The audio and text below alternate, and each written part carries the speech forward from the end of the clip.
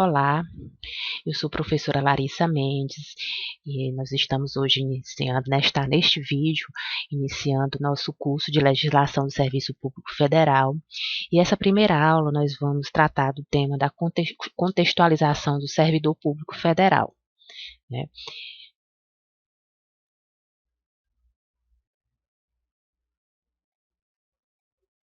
Bem,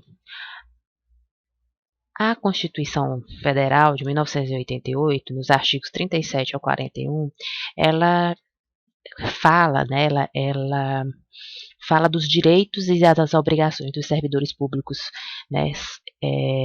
Então, ela dá uma regulamentação inicial sobre o que seriam esses direitos e essas obrigações do servidor público federal. Mas aí, só que é o seguinte, cabe a cada ente federado definir, né, criar seu ordenamento jurídico, seu regime jurídico que vai ser aplicado para seus servidores. No âmbito da União, na esfera da União, né, federal, quem regulamenta os direitos, né, quem regulamenta o serviço público é a Lei 8.112, de 11 de novembro de 1990. Então, a Lei 8.112 ela é considerada o Estatuto do Servidor Público Federal.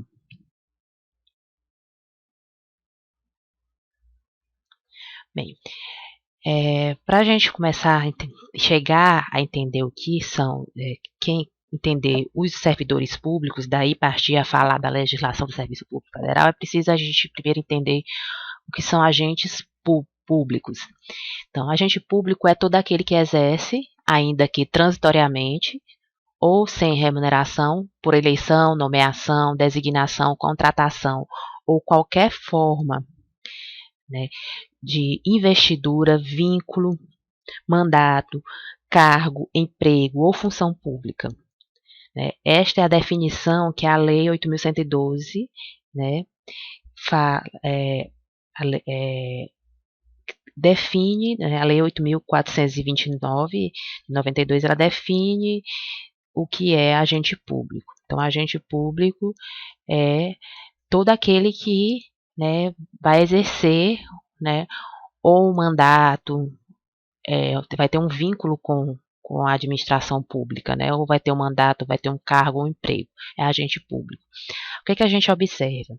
Que esse grupo, ele é um grupo muito grande, é o grupo das pessoas físicas, né, são agentes públicos, são as pessoas físicas que estão envolvidas na administração pública. Então, ele é um grupo muito grande. E para se entender, né, para se estudar esse grupo dos agentes públicos, ele pode, né, ser subdividido em 3 grupos, certo?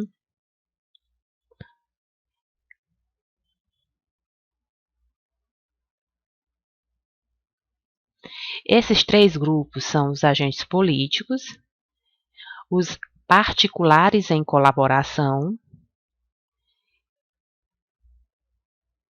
e os agentes administrativos ou servidores públicos lato sensu. Então, são esses 3 grupos que são, né, divididos para a gente entender o que são os agentes públicos. Vamos iniciar falando dos agentes políticos. Né? Os agentes políticos são aqueles que são integrantes do alto escalão do governo, eles possuem uma competência, que a competência deles é definida diretamente pela Constituição Federal, e eles exercem funções governamentais ou judiciais ou quase judiciais, elaborando normas legais, conduzindo os negócios públicos, decidindo e atuando com a independência nos estudos de sua competência. Eles não se submetem a um regime jurídico próprio dos servidores públicos em geral, né, pois eles possuem regras próprias devido à importância de suas funções. Normalmente, seus cargos são providos mediante eleição, ou nomeação, ou designação. Né? Geralmente, os agentes políticos eles passam a assumir um cargo público através de ou eleição, ou nomeação, ou designação, certo? Quem são esses agentes políticos? Na esfera do poder executivo são quem é o presidente da República, são os governadores, os prefeitos, os ministros de Estado, os secretários estaduais e municipais. São aí exemplos de agente político na esfera do executivo. Na esfera do legislativo são quem? São os senadores, os deputados federais, os deputados estaduais e distritais e também os vereadores. Os magistrados, né, no judiciário são os magistrados, que são juízes, desembargadores, ministros de tribunais superiores, e também, além desses, tem os membros do Ministério Público e os membros dos tribunais, das cortes de contas, né, dentro dos tribunais de contas, e os representantes diplomáticos, que são os diplomatas. Então, isso aí são os agentes políticos. O outro grupo, né, o segundo grupo dos agentes públicos que a gente estuda, que a gente denomina de particulares em colaboração ou agentes colaboradores.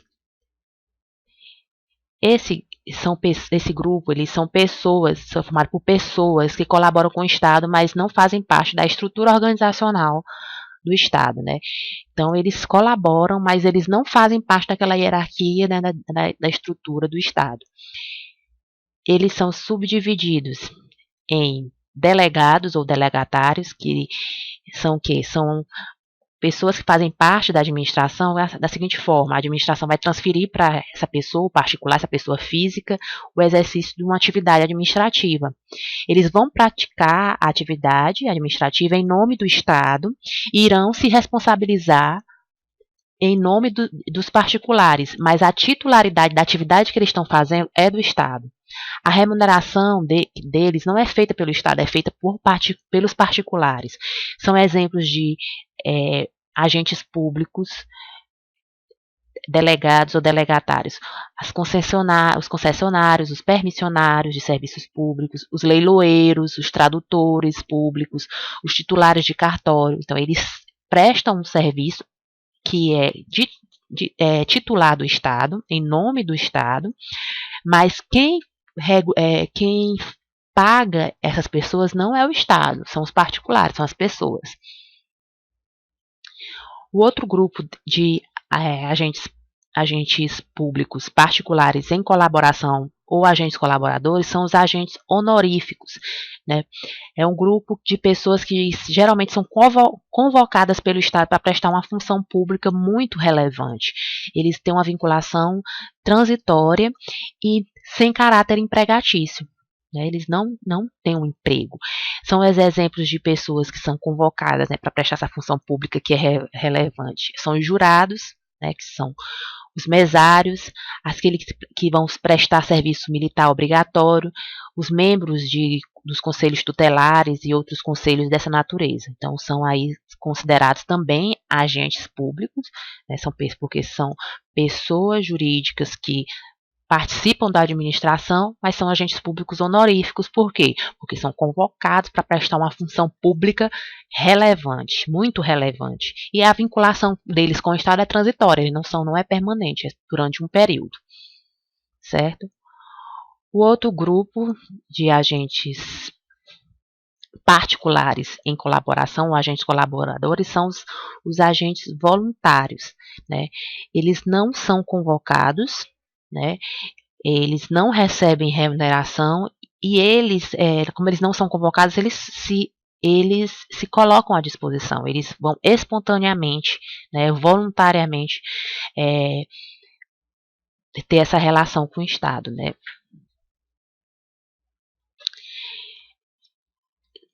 E são exemplos desses, né? Os amigos da escola, toda pessoa que faz algum tipo de voluntariado, trabalho voluntário, são considerados que vão fazer uma atividade para o Estado, são considerados agentes públicos, né? Mas agentes colaboradores e agentes voluntários.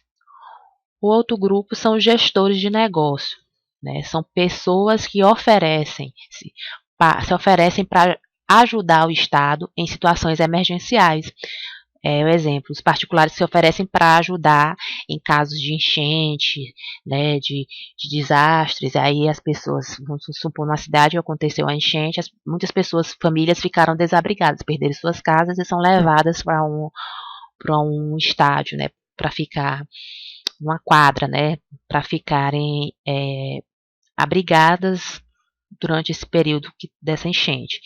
Aí tem aquele grupo de pessoas que vão recolher alimentos, doações, e vão levar, e vão distribuir sopa às vezes, né, organizar a doação de uns mantimentos, organizar lá o que vai ser entregue para essas pessoas. Então, essas pessoas são agentes, considerados agentes públicos, né, só que são agentes gestores de negócio, são assim chamados. Também são agentes colaboradores. E, por fim, para fechar esse grupo aqui dos colaboradores, temos os agentes credenciados, né? São as pessoas credenciadas pela administração para atuar em seu nome, em uma circunstância muito específica, pode ser em um ato único, uma circunstância esta que seria prestada por um servidor, mas que o servidor não vai poder prestar, então se convoca uma pessoa que para aquela situação específica prestar aquele serviço para o Estado. Um exemplo disso são os pequenos municípios que não têm um corpo de procuradores, por exemplo, né? Um município muito pequeno, ele não tem condição de fazer, de ter um servidor procurador, né? Então, aí, vamos supor que esse município vai está com algum problema no Supremo Tribunal Federal, em Brasília, e ele precisa lá de um advogado para representar alguns processos específicos desse município. Então, ele pode contratar, credenciar, né, um agente credenciar esse advogado para, naquele determinado assunto, ele atuar como advogado daquele município, como procurador daquele município. Então, esse advogado, nesta situação, ele é um agente colaborador, um agente credenciado. E o último grupo aqui dos agentes públicos são os agentes administrativos ou os servidores lato sensu. É nesse grupo que vai entrar os servidores públicos federais. Mas esse grupo ele vai se dividir em três grupos, né? E esse grupo dos servidores lato sensu, ou dos agentes administrativos, eles são pessoas físicas que fazem parte da estrutura. Todos eles, nós vamos ver que eles vão se dividir em três grupos, subdividir em três grupos, mas todos eles fazem parte da estrutura administrativa, né, do Estado. Eles têm uma relação de emprego com o Estado, né? O que é relação de emprego? Como é que a gente pode entender essa relação de emprego? É alguém que trabalha para. Então, eles são pessoas que trabalham para o Estado, né? Não necessariamente é um empregado, né? Então, esse grupo ele é subdividido em temporários, empregados e os servidores estrito sensu. Certo? Voltando aqui. Os temporários, quem são? São aquelas pessoas regulamentadas pelo artigo 37, inciso 9 da Constituição Federal.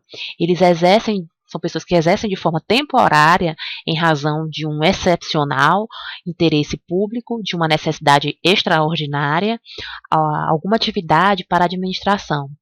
Eles suprem uma necessidade que não é constante, que não tem necessidade de ter aquela pessoa constantemente naquela função. Então, eles vão suprir essa necessidade, por isso eles são considerados temporários. Então, vai existir no período que eles estiverem, né, com essa relação, uma relação de emprego, mas essa relação ela tem um prazo para terminar, né, no caso dos temporários. Um exemplo de temporários são os recenseadores, né, do IBGE. Quando eles são contratados, mas eles têm um prazo de tempo para que eles desempenhar aquele serviço por um determinado período, né? Eles vão ali suprir uma necessidade que o IBGE tem, mas não é uma necessidade que é constante, não é uma necessidade constante. O IBGE vai precisar desses recenseadores por um determinado período, então naquele determinado período esses temporários, são contratados temporários que vão trabalhar por um determinado tempo.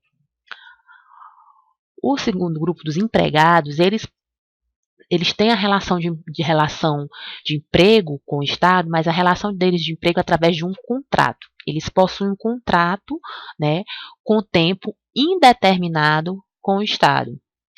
E, por último, são os servidores estrito sensu, que aqui é o que nós vamos estudar, que é a legislação do Serviço Público Federal, é a legislação que rege esses servidores, que são pessoas que possuem uma relação com o Estado que decorre de um ato administrativo. A sua base legal desses servidores é a Lei 8.112 de 1990, que é considerada o Estatuto do Servidor Público Federal. Certo?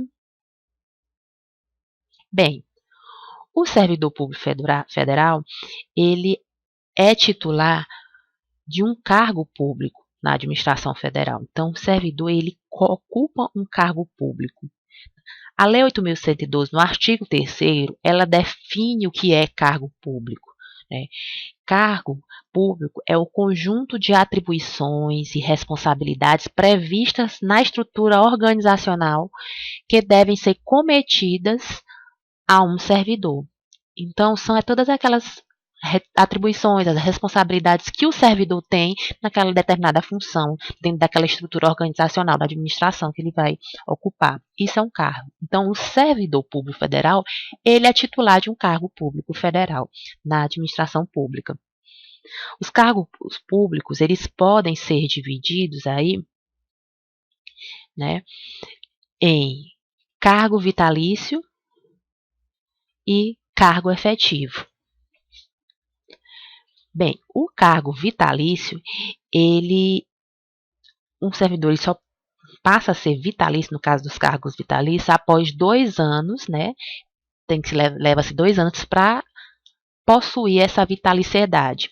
Ou seja, o cargo só pode ser perdido, no caso se ele for vitalício, com o fim da vida ou após sentença judicial transitada em julgado. Então é difícil perder um cargo vitalício. Só quando morre ou com sentença judicial transitada em julgado. O cargo efetivo, ele é um tipo de cargo que você tem a estabilidade.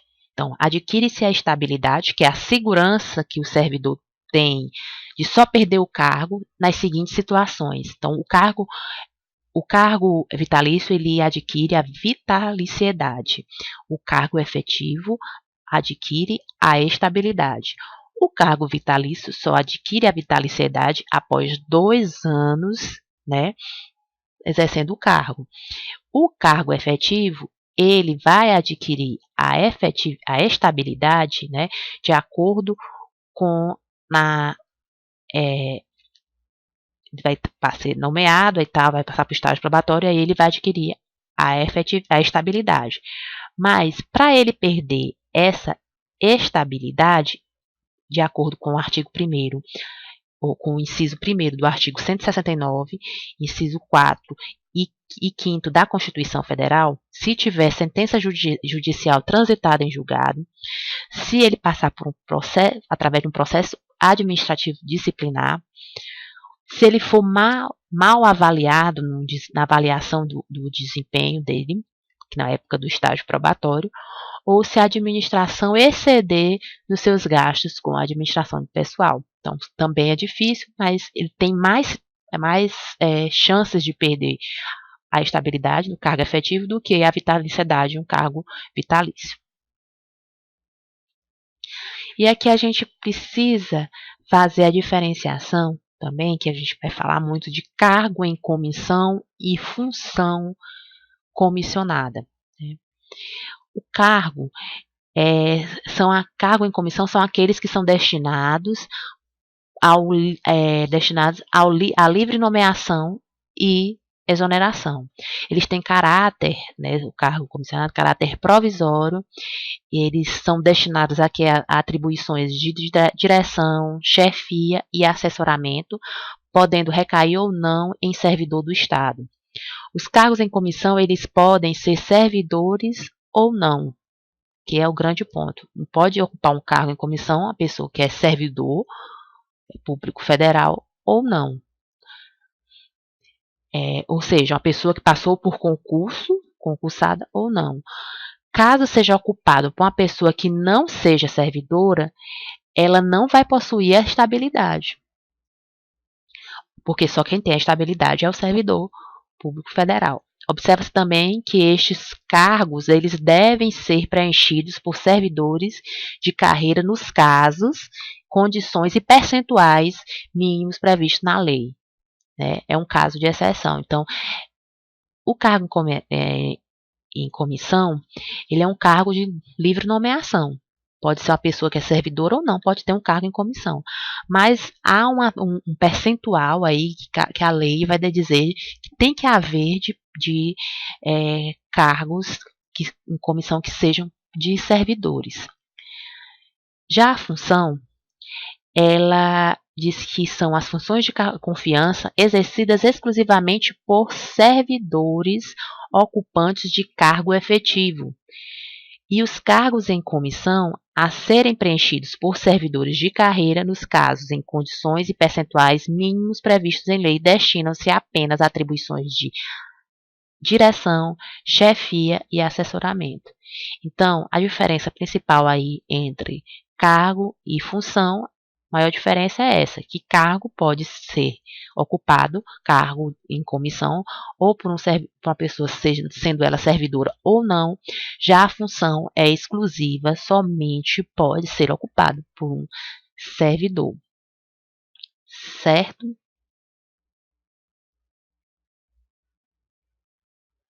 E aqui a gente vai encerrar a nossa primeira aula. Vamos falar no fórum para tirar, comentar, temos questões sobre esse assunto.